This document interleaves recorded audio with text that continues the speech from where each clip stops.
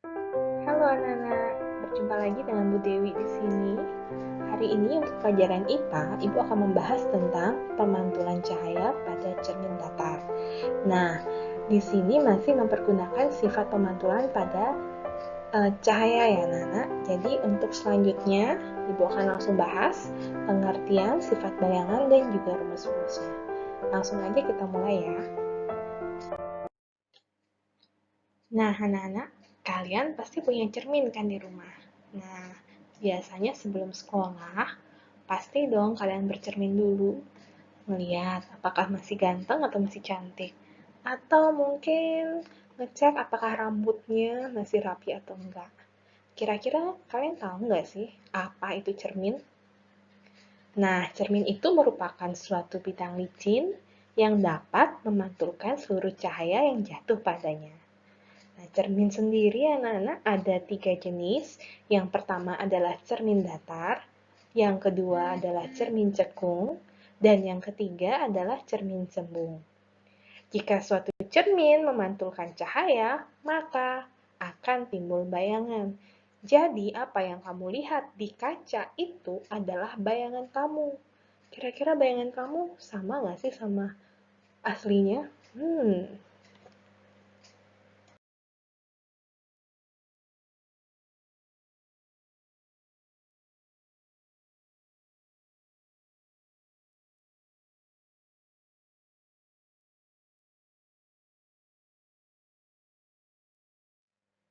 Nah, selanjutnya Ibu akan membahas tentang sifat bayangan. Bayangan sendiri anak-anak itu sifatnya ada dua, yaitu bayangan nyata dan bayangan maya. Nah, Ibu akan bahas dulu tentang bayangan nyata ya. Nah, pertama, apa sih itu bayangan nyata? Bayangan nyata itu merupakan bayangan yang terbentuk dari perpotongan garis cahaya-cahaya pantul. Kemudian, bayangan nyata ini dapat ditangkap oleh layar. Biasanya dia berada di depan cermin. Yang ketiga, bayangan nyata itu selalu bersifat terbalik. Jadi posisinya terbalik dengan bendanya. Jadi misalnya kalau kepalanya harusnya kan di atas tuh. Kalau terbalik berarti kepalanya di bawah. Ngerti kan maksudnya terbalik ya? Nah, kemudian kalau bayangan maya artinya merupakan bayangan yang terbentuk dari perpotongan, perpanjangan, garis cahaya-cahaya pantul. Kemudian, dia tidak dapat ditangkap oleh layar karena dia berada di belakang cermin. Dan yang ketiga, bayangan maya itu selalu tegak. Nah, di sini Ibu mau menekankan, kalau bayangan nyata itu selalu terbalik. Kemudian, kalau bayangan maya itu selalu tegak. Ya, jadi untuk cermin ataupun nanti lensa, tetap pengertiannya sama untuk sifat bayangan. Kalau nyata terbalik, kalau maya tegak. Berikutnya, Ibu bahas sedikit tentang hukum pemantulan cahaya lagi. Yang pertama, kamu sudah tahu kan kalau hukum pemantulan cahaya bunyinya yang pertama, sinar datang, sinar pantul, dan garis normal bertemu pada satu titik dan terletak pada satu bidang. Yang kedua, sudut datang sama dengan sudut pantul, atau I sama dengan R. Nah, di sini pada tanda panah warna pink itu merupakan titik perpotongan antara sinar datang dengan garis normal, kemudian perpotongan antara sinar pantul dengan garis normal.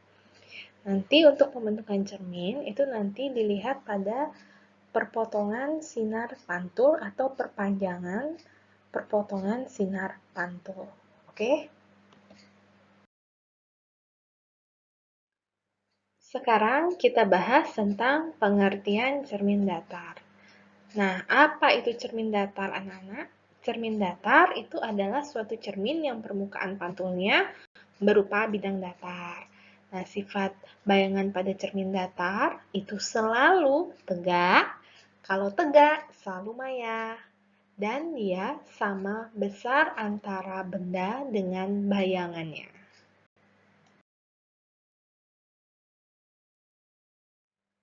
Nah, Ibu ulang lagi pengertian dari sifat bayangan pada cermin datar biar lebih jelas ya anak-anak. Yang pertama, sifat bayangan pada cermin datar itu adalah bersifat maya. Berarti kalau maya itu bayangannya terbentuk di belakang cermin. Yang kedua, sifat bayangan cermin datar adalah tegak dan dia menghadap ke arah berlawanan dengan cermin yang kamu lihat. Artinya kalau kamu bercermin, tangan kanan kamu di bayangan akan terlihat di tangan kiri kamu. Atau dia berlawanan sisi. Ya. Yang ketiga, ukuran bayangan sama dengan ukuran benda. Atau bisa dibilang, ukuran bayangan sama besar dengan ukuran benda.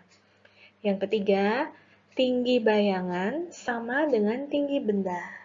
Jadi, nggak mungkin kalau kamu tingginya 150 cm, nanti bayangannya tingginya 170 cm. Nah, itu perlu dipertanyakan ya. Kemudian, jarak benda terhadap cermin itu sama dengan jarak bayangan terhadap cermin. Bagaimana? Bisa dimengerti? Nah, berikut ini merupakan pembentukan bayangan pada cermin datar. Jadi, di gambar, kalau bisa lihat, jika ada suatu benda AB yang digambarkan dengan warna garis warna hitam berada di depan cermin, yaitu garis hitam dan di belakangnya ada warna kuning arsir. Jadi, yang hitam itu depan cermin, yang kuning arsir ini belakang cermin, maka akan terbentuk bayangan berupa A aksen dan B aksen yang warnanya abu-abu itu yang kamu bisa lihat dia terbalik antara kanan dengan kirinya. Kemudian karena dia berada di belakang cermin, bisa kamu lihat bayangannya berada di belakang cermin, maka sifatnya adalah maya. Jika maya, pasti dia akan tegak. Kemudian besar benda dengan besar bayangan itu adalah sama besar. Nah, bayangan yang terbentuk dari benda AB ini terjadi karena perpanjangan sinar-sinar pantul. Nah, perpanjangan sinar-sinar pantul ini digambarkan dengan garis putus-putus yang berwarna kuning, merah, dan juga hijau. Bisa dipahami anak-anak? Oke, sekarang kita akan bahas jumlah bayangan yang terbentuk jika ada dua cermin yang membentuk sudut theta. Jadi misalnya di sini kamu bisa lihat ada dua cermin yang digambarkan dengan garis hitam yang di belakangnya ada warna arsir kuning. Dia membentuk sudut 90 derajat. Nah, jika ada satu benda yang warnanya merah di sana itu berada di depan cermin tersebut, kira-kira berapa bayangan benda yang akan terbentuk? Nah, di sini bisa dihitung dengan rumus, yaitu jumlah bayangan yang digampangkan dengan N. N itu sama dengan 360 per theta dikurang 1. Jadi, karena sudut theta adalah 90 di sini, maka 360 dibagi 90 dikurang 1, itu jawabannya adalah 3. Bisa dipahami anak-anak? Kalau misalnya masih bingung, kita lanjut lagi ke contoh berikutnya.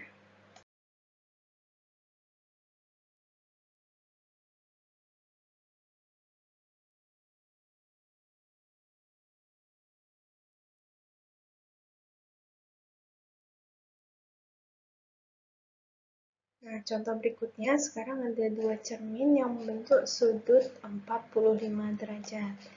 Nah, sekarang bendanya ada lingkaran yang warnanya warnanya ungu itu, anak-anak. Kamu lihat, jadi dengan sudut theta 45 derajat, maka dengan memakai rumus N sama dengan 360 per theta kurang 1, maka akan didapatkan N sama dengan 360 dibagi 45 dikurang 1, itu nanti jawabannya 7. Nah, untuk pembentukan bayangannya kalian bisa lihat pada gambar yang sudah Ibu berikan di slide ini.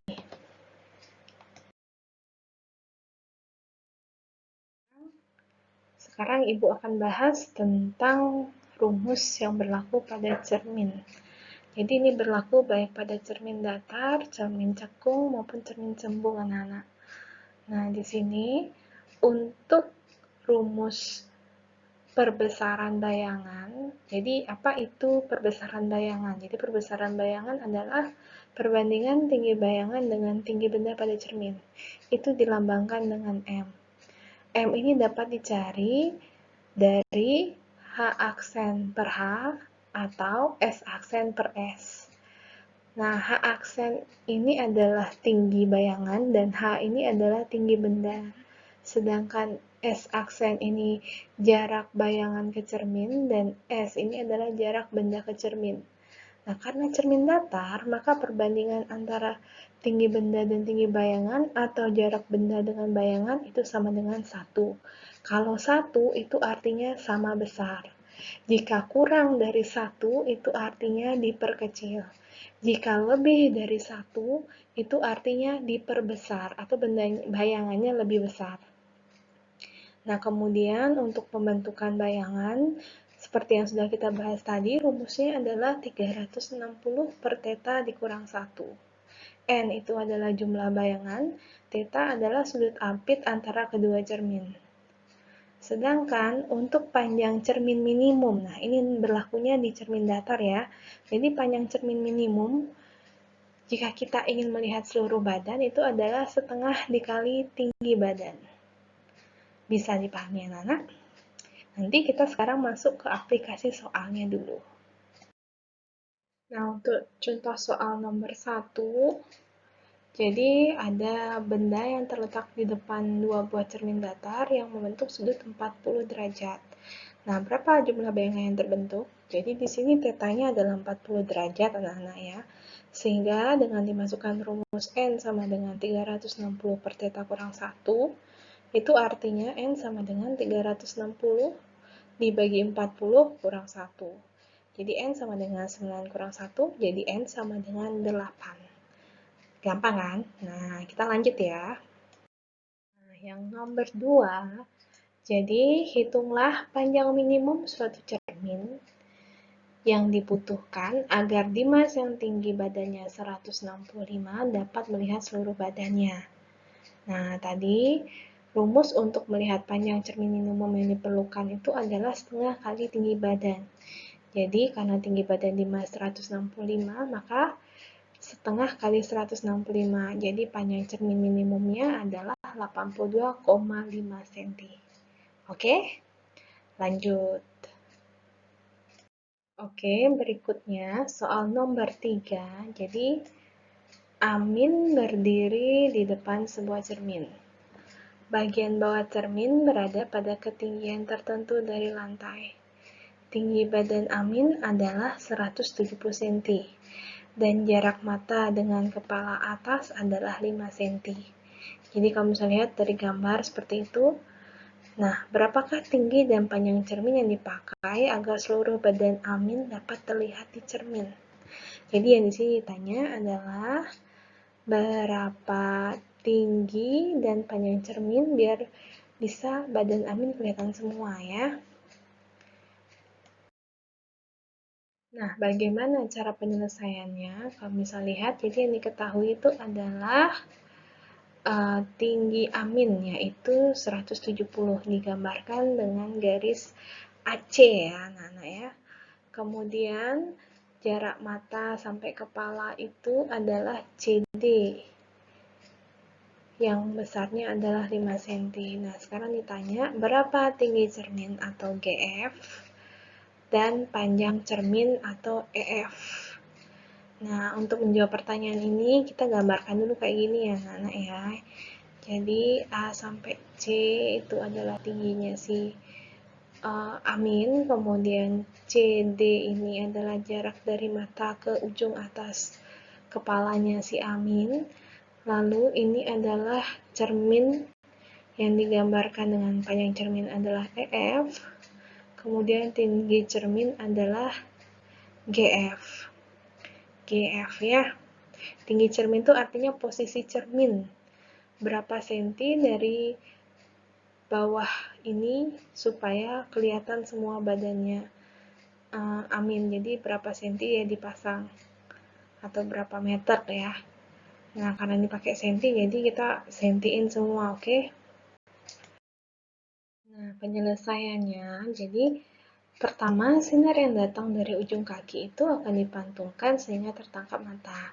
Karena sudut datang sama dengan sudut pantul, maka dari gambar itu akan terbentuk segitiga AFC. Nah, segitiga ini merupakan segitiga sama kaki, sehingga AB sama dengan BC itu sama dengan setengah AC.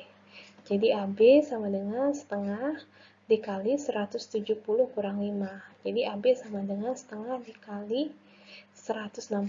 Jadi AB sama dengan 82,5 cm. Jadi tinggi cermin itu sama dengan GF. Jadi GF sama dengan AB sama dengan 82,5 cm. Jadi tinggi cermin dari lantai itu adalah 82,5 cm. Jadi cermin itu harus dipasang dari lantai, tingginya jaraknya adalah 82,5 cm.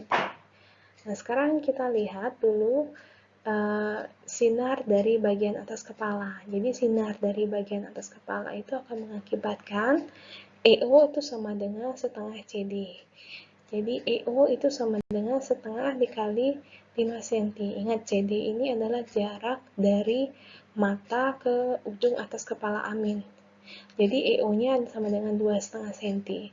Sehingga panjang cerminnya adalah EF sama dengan EG kurang FG kurang EO. Jadi EF sama dengan 170 dikurang 82,5 dikurang 2,5, sehingga EF sama dengan 85 cm. Jadi panjang cermin yang dibutuhkan adalah 85 cm yang diletakkan 82,5 cm dari lantai. Bisa dipahami ya, Nana? Oke? Wah, tidak terasa. Sudah berada di akhir pelajaran nih.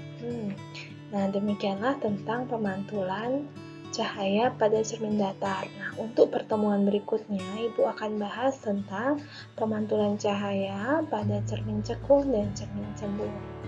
Jadi, Ibu mohon sebelumnya kalau bisa kalian pelajari dulu, dan karena sudah selesai materi, seperti biasa Ibu akan memberikan tugas. Nanti tugasnya akan Ibu kirimkan linknya beserta dengan tempat pengumpulan foto, baik foto diri maupun foto hasil tugasnya. Nah, sekian saja hari ini anak-anak. Tetap semangat dan tetap cuci tangan kamu. Ingat pakai masker, jaga jarak dengan orang, dan juga jangan dulu keluar rumah, oke? Nah, sampai di sini, sampai jumpa lagi.